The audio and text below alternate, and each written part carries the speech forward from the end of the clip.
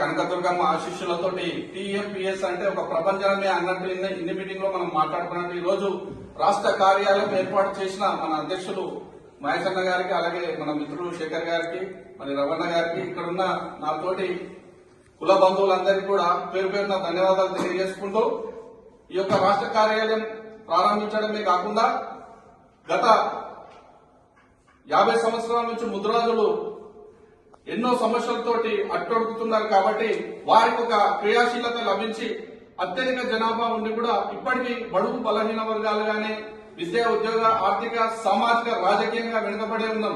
జనాభా దామాషిక ప్రకారం ఈ రోజు కామారెడ్డి సభలో గాని నారాయణపేట సభలో గాని ఈ రోజు మన గౌరవ ముఖ్యమంత్రి రేవంత్ రెడ్డి గారు ముదిరాజులకు ఎంతో మంది నాయకులు వస్తున్నారు కానీ ముదిరాజులకు అన్యాయం జరుగుతుంది, వారికి ఖచ్చితంగా ఏదో ఒకటి చేయాలనే ఉద్దేశంతో గౌరవ ముఖ్యమంత్రి రేవంత్ రెడ్డి గారు అలాగే నీలం మదన్న గారికి కూడా పలుసార్లు చెప్పడం జరిగింది.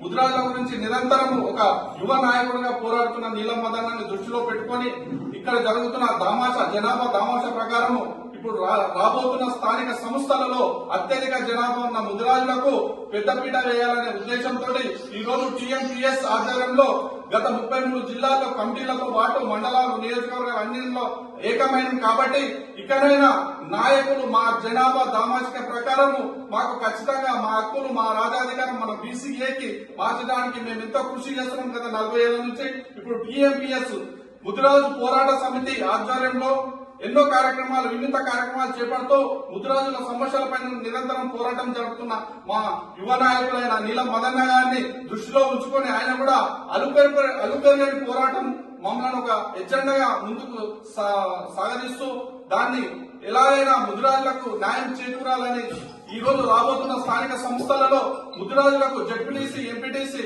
సర్పంచులు అత్యధికంగా ఇవ్వాలని ఆ నియోజకవర్గాల్లో ఉన్న ఇన్ఛార్జీలకు మేము సూచించడం జరుగుతుంది.